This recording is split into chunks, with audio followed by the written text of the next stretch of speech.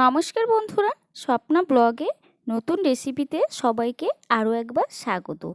আজ আমি বানাবো অসাধারণ একটি মিষ্টি রেসিপি। এই রেসিপিটি মাত্র 2টি উপকরণ দিয়ে আমি বানিয়েছি, খেতে অসাধারণ টেস্টি হয়।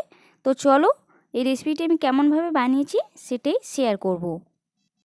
গ্যাস জ্বালিয়ে আমি এখানে একটা কড়াই বসিয়ে দিয়েছি। কড়াইটা গরম হয়ে গেছে। আমি এখানে প্রায় 1 চামচ মতো একটু ঘি দিয়ে দেবো।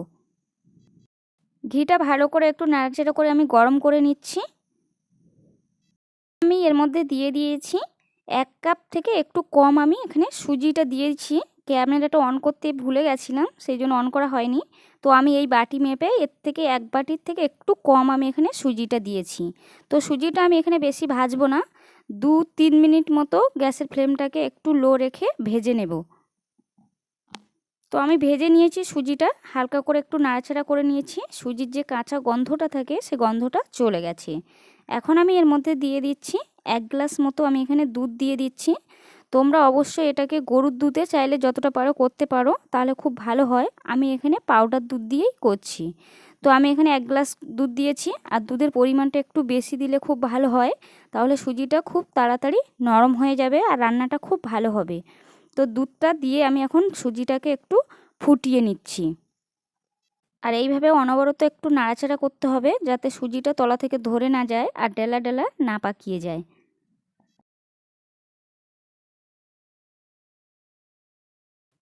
তো সুজিটা অনেকটাই ফুটে গেছে। আমি এখানে প্রায় 2 চামচের মতো একটু চিনি দিয়ে দিলাম।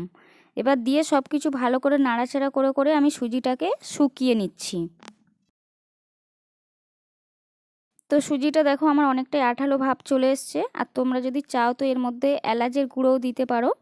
তো সুজিটা অনেকটা আঠালো হয়ে গেছে। আমি নামানোর আগে এটার মধ্যে আরও একটু সামান্য আমি ঘিটা দিয়ে দিলাম, তাহলে এটা খুব ভালো মাখতে সুবিধা হবে। তো দিয়ে এরকমভাবে আরেকটু নাড়াচাড়া করে আমি নামিয়ে নেব সুজিটা। তো হয়ে গেছে সুজিটা। আমি এখন একটা পাত্রে নামিয়ে নিয়ে সুজিটাকে ঠান্ডা করতে দিয়ে দিচ্ছি। আমি এখানে প্রায় হাফ লিটার মতো দুধ নিয়েছি। দুধটা আমি ফুটিয়ে নিয়েছি একটু। তো ফুটিয়ে গেছে দুধটা, আমার ফুটে গেছে। অনেকক্ষণ ধরে আমি ফুটিয়েছি দুধটা।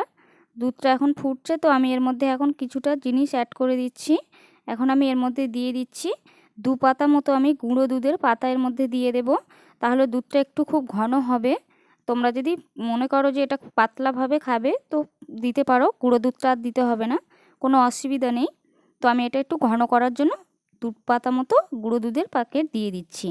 সব কিছু দিয়ে একটু নাড়াচাড়া করে নিলাম। এবারে আমি এর মধ্যে দিয়ে দেব এখন আমি এর মধ্যে দিয়ে দিচ্ছি 2টো ছোটো এলাচ আমি ফাটিয়ে নিয়েছি। এলাচ 2টোকে দিয়ে দিচ্ছি।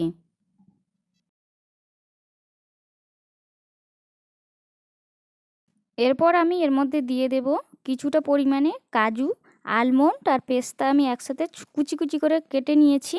এর কিছুটা পরিমাণ আমি এই দুধের মধ্যে দিয়ে দিচ্ছি। এই সময় গ্যাসের ফ্লেমটাকে একটু আস্তে করে দিয়ে আমি অনবরত দুধটাকে একটু নাড়াচাড়া করতে থাকবো। দুধটা অনবরত নাড়াচাড়া করে করে প্রায় অনেকটাই ঘন হয়ে আসছে। এখন আমি এর মধ্যে দিয়ে দিচ্ছি মিষ্টি। মিষ্টিটা আমি এখানে কিছুটা চিনি আর বাতাসা মিলিয়ে দিচ্ছি। তোমরা তোমাদের পছন্দ মতো মিষ্টিটা দিয়ে নেবে।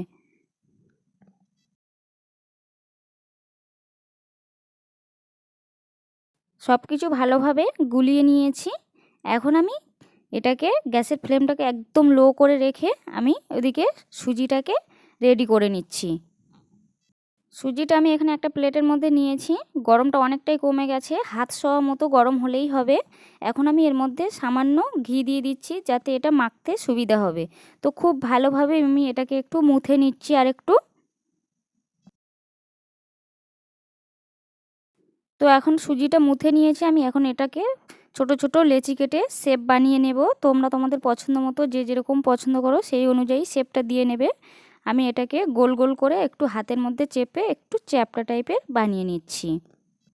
তো দেখো এটাকে আমি গোল করে একটু বাঁ হাতের উপরে চ্যাপটা করে দিয়েছি। এইভাবে সবগুলো বানিয়ে নিচ্ছি। তো আমি সবগুলো দেখো একই সাইজ করে একটু বানিয়ে নিয়েছি, একটু সামান্য ছোট বড় হয়েছে। তো এখন আমি এগুলোকে দুধের মধ্যে দিয়ে দেব। তো এই সময় দুধটাকে টকবক করে ফোটাতে হবে, আর টকবক করে ফুটবে যখন, তখন সেই দুধের মধ্যে এগুলোকে দিতে হবে। তো গ্যাসের ফ্লেমটাকে হাই করে দিয়েছি, আর দুধটা টকবক করে ফুটছে, এর মধ্যে আমি এক একটা করে মিষ্টিগুলোকে দিয়ে দেব।